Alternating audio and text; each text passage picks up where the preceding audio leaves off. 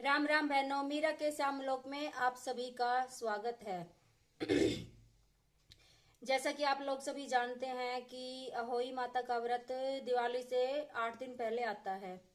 और ये करवा चौथ का व्रत होता है, उसके 4 दिन बाद आता है। मतलब ये 8 का पड़ता है, अष्टमी को पड़ता है, इसलिए इसे अहोई अष्टमी कहते हैं। तो अब की बार ये पड़ रहा है रविवार का पड़ रहा है ये। तो इसमें जो माताएं होती है, जिनकी शादी हो चुकी होती है, बच्चे हो जाते हैं, उसके बाद ये व्रत शुरू किया जाता है। तो जब पहली बार इस व्रत को करते हैं तो इसका उद्यापन भी किया जाता है। तो इसमें ये व्रत मतलब माताएं जिनके बच्चे होते हैं वो करती हैं, अपने बच्चों की लंबी उम्र के लिए किया जाता है ये व्रत। और ये अहोई माता का व्रत बहुत ही लाभदायक होता है, बहुत ही शुभ होता है। तो हमारे भारत में ज्यादातर पंजाब और हरियाणा में ये व्रत ज्यादातर किया जाता है। तो इस व्रत की महिमा बड़ी अपरंपार है, बहुत पुण्य मिलता है इस व्रत के प्रभाव से।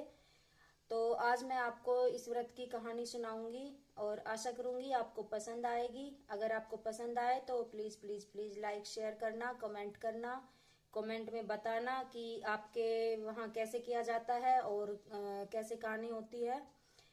तो सुनिए कहानी ध्यान से। तो मैं हरियाणवी भाषा में ही सुनाऊंगी, मतलब अपने गांव वाली देहाती भाषा में सुनाऊंगी। तो सुनिए। तो एक साहूकार था और साहूकार के 7 बेटा और 7 बहू थी और एक बेटी थी। तो दिवाली आ रही थी, तो जो उसकी बेटी थी वो बोली अपनी सारी भाभीयों से, चलो भाभी माटी लेने चलेंगा। क्योंकि पहले पहले जमाना में घर की लिपाई जैसे गोबर मिट्टी से करते थे, तो वो बोली चलो भाभी मिट्टी लेने चलेंगे। तो अब वो पहले, अब तो बोल देते हैं, पहले तो नहीं बोलते थे ननंद के सामने और सास के सामने नहीं बोलते थे। अब जैसा ननंद ने बोल दिया वैसा अब चली गई सारी भाभी, पीछे पीछे, आगे आगे ननंद चलने लगी, पीछे पीछे भाभी चलने लगी, सारी चली गई। अब चली गई तो सभी भाभीियों को तो पता था कि भाई आज अहोई अष्टमी है और आज खुरपी वगैरह मतलब खुदाई वगैरह नहीं करते हैं। तो कोई कुछ बहाना बनाया, किसी ने कुछ बहाना बनाया, सारी चली गई तसला रख रख के, अपने पराती रख रख के। तो अब ननद खुदाई कर करके और भरने लगी। तो उसने सभी की परात भर ली मिट्टी से। तो अब मिट्टी जैसे ही वो खोदती वैसे ही शाहू माता का बच्चा उसमें खुरपी के उस चोट से और मर गया। तो ऐसे करते करते एक एक करके 7 बच्चे स्याऊ माता के चले गए, मर गए मतलब। अब स्याऊ माता आई रोते रोते और गाली बकते बकते, किसने मेरे बच्चे मार दिए, कौन है पापनी हत्यारी, आज के दिन कोई खुदाई करते हैं क्या, ये है वो है, करते करते स्याऊ माता आई। अब स्याऊ माता आई तो देखा कि ननद के हाथ में खुरपी है। तो वो बोली मैं तेरी कोख बांधूंगी। तो कोख बांधूंगी। तो वह जो सबसे छोटी वाली भाभी थी वह भी सुन रही थी बेचारी। तो सारी भाभी तो सारी, अब ननंद बोली कि भाभी थम बंधवा लो कोख। तो सारी भाभी ने तो मना कर दिया। अब वो छोटी वाली भाभी थी, उसने सोचा कि ननंद भाई सा की कोख बंध जाओगी, अपने ससुराल जाओगी, तो भाई इसकी सास भाई हमें बोलेगी पियर वालों ने ये करवा दिया वो करवा दिया। तो वो छोटी वाली भाभी बोली कि साऊ माता आप ना मेरी कोख बांध दो, मेरी ननंद की मत बांध दो। तो वह बोली ठीक है। अब साऊ माता ने उसकी कोख बांध दी। अब उसके हर साल लड़का हुआ और हर साल लड़का होते ही 7 दिन का हुआ और 7 दिन का होने के बाद वो मर जावे। अब ऐसा करते करते 1 2 3 4 5 6 करते करते 7 लड़का उसका चला गया। अब चला गया तो अब वो बेचारी होई आठा का व्रत भी कैसे करे, क्योंकि होई आठा का व्रत तो जिसके बच्चा हो वो करती है। अब वो बेचारी बैठी तो एक गाय की सेवा करा करती। मतलब पंडित वंडित से उन्होंने पूछा कि भाई क्या मतलब है, 7 बालक हो लिया, 7 लड़का हो लिया, हर साल लड़का हो जा और 7 दिन का होते ही मर जा, तो क्या चक्कर है। तो भाई पंडित जी ने बताया कि भाई इसका तो होई आठे का होई माता ने श्राप दिया है, इसका तो बच्चा नहीं जीवेगा। तो उसकी सास ने बोला पंडित जी कोई उपाय बताओ। तो पंडित जी बोला अगर यह गौ माता की सेवा करे तो गौ माता की कृपा से इसका बच्चा मतलब जीवित हो सकता है। तो अब छोटी बहू गौ माता की सेवा करने लगी, गौ माता का खाना पीना खिलावे, हरी हरी घास खिलावे, उसने पानी पिलावे, उसका ठाण उससे बुआरे उसका बैठने की जगह साफ करे। अब गौ माता की सेवा करती रहा। अब करता करता उसने साल भर हो गया। साल भर हो गया तो गौ माता ने एक दिन लुक के बैठ गई। लुक के बैठ गई, बोली सोचा कि भाई पता नहीं कौन सेवा करे मेरी इतनी, हरी हरी धूप दे के जावे, मेरे लिए पानी रखे, मेरी बैठन की जगह साफ करे। तो आज वह बोली आज मैं देखूंगी कौन करे। तो वह लुक के बैठ गई गौ माता। गौ माता लुक के बैठ गई तो साहूकार की बेटी वह बहू आई और बहू ने उसका भाई बैठन की जगह साफ करी, उसके लिए नई कच्ची कच्ची हरी हरी दूब ला के रखी और पानी भरा और चलने लगी। जब गौ माता ने हाथ पकड़ लिया, बोली बता तू मेरी इतनी सेवा क्यों करे। तो आप साहूकार की बहू बोली कि गौ माता मेरी कोंख बांध रखी तेरी भाईली ने, और स्याऊ माता तेरी भाईली है तो तू तेरी भाईली से मेरी कोंख छुड़वा। अब गौ माता बोली भाई मैंने वचन तो भर लिया तेरा कि भाई मैं तेरा करूंगी उद्धार, लेकिन चल ठीक है देखांगा। अब चली स्याऊ माता व गौ माता और वह बहू दोनों, बहू और गौ माता दोनों चल पड़ी। चलता चलता चलता चलता रास्ता में जंगल आ गया। जंगल आ गया तो शाम होगी। तो बहू बोली कि गौ माता मैं तो थक गई, थोड़ी देर विश्राम कर लो। अब विश्राम करने लगी पेड़ के नीचे। पेड़ के नीचे विश्राम करने लगी तो जिस पेड़ के नीचे बैठी थी उसी पेड़ के ऊपर गरुड़ पंखनी का बच्चा था, गरुड़ पंखनी का घोंसला था। अब एक वो सांप चढ़ने लग गया उस पे पेड़ पे गरुड़ पंखनी का बच्चा ने खान खातर। तो जैसे वो सांप चढ़ने लग गया तो उसने बहू ने देख लिया। बहू ने वो सांप मार के और पेड़ के नीचे वो गाड़ दिया। अब खून ही खून हो गया। आई गरुड़ पंखनी। गरुड़ पंखनी ने देखा खून ही खून पेड़ के नीचे, तो उसने सोचा कि भाई इसने बहू ने मेरा बच्चा मार दिया। अब उसका सिर में चोंच मारने लगी गरुड़ पंखनी। तो गरुड़ पंखनी चोंच मारने लगी तो अब बहू बोली कि गरुड़ पंखनी माता मैंने तेरा बच्चा ना मारा, मैंने तो तेरा बच्चा बचाया है। तो उसने वो सांप दिखा दिया। बोली देखिए सांप चढ़ा था इस पेड़ पे तेरा बच्चा ने खान, और मैंने ये बचा लिया सारा बच्चा, तो तू मैंने मारे मत। अब उसने देखा तो उसका बच्चा सारा जीता जीता मिला उसने। तो बोली भाई कि भाई तू कुछ मांग। तो वह बोली मैं तो क्या मांगू तेरी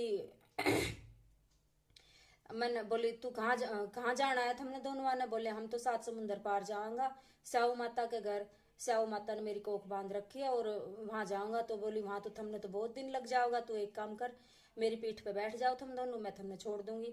अब गरुड़ पंखनी ने अपनी पीठ पे गौ माता बैठा ली और वो बहू बैठा ली और उन बैठा के और छोड़ आई होई माता के घर। होई माता के घर छोड़ आई।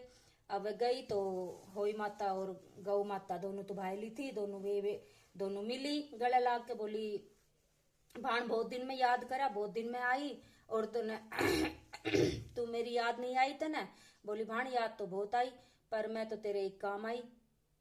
बोली बता। बोली पहले होकारा भर ले।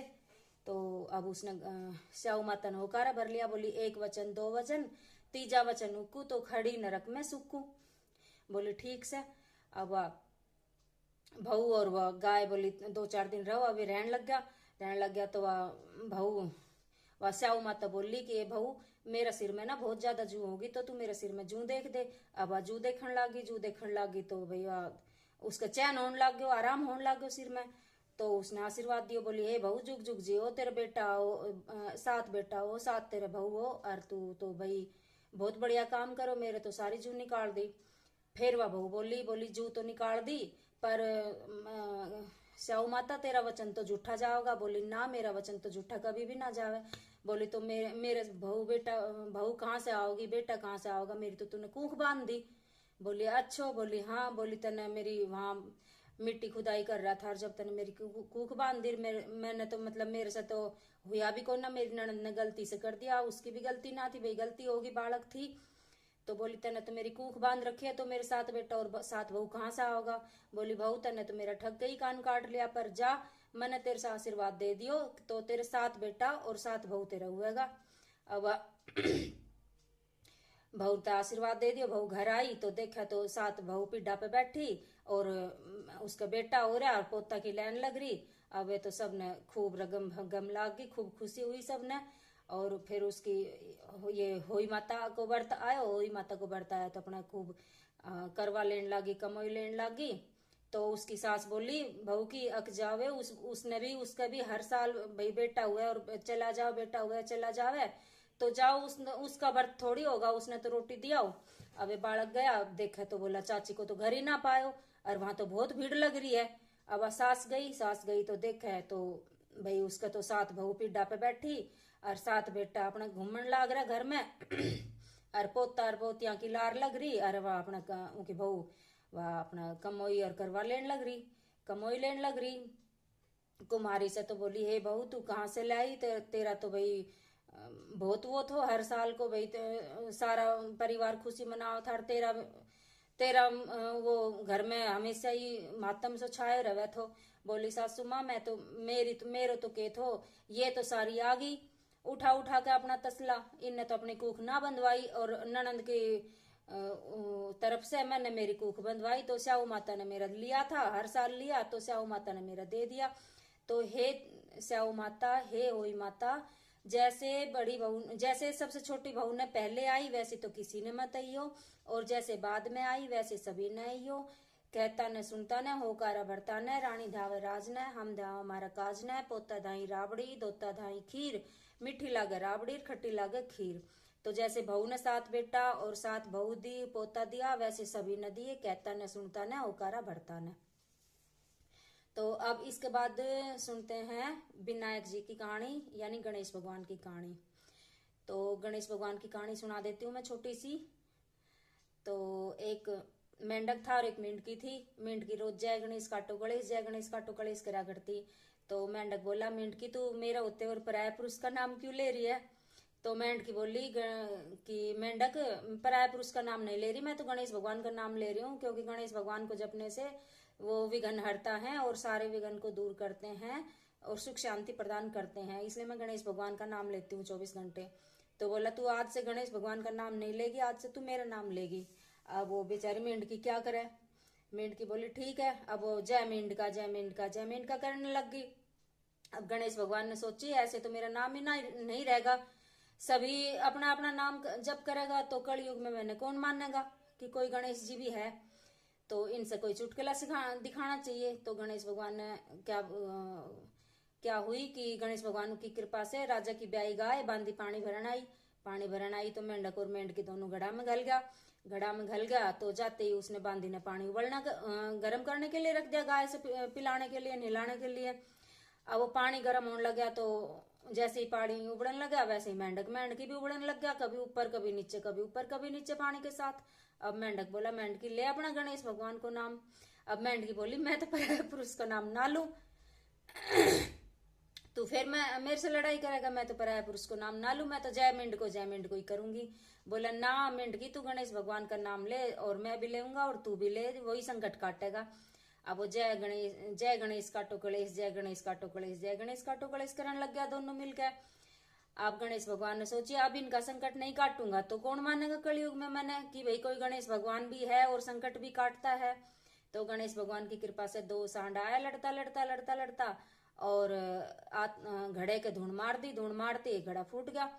घड़ा के फूटते ही मेंढकार और मेंढकी निकल के और जोड़ की तरफ भाग गया और जाके जोड़ में घुस गया। और जैसे ही मेंढक जोड़ में घुसा तो मेंढक बोला, हे गणेश भगवान, जैसे मेरा संकट काटा वैसे मेरा संकट काटा और मेरी मेंढकी का संकट काटा, वैसे ही पूरे संसार में कलयुग में भी ही सबका संकट काटना गणेश भगवान। तो गणेश भगवान सबके संकट को दूर करना, हमारे भी कहने वाले के भी और सुनने वाले के भी सभी संकट दूर करना गणेश भगवान। बोलो गणेश भगवान की जय।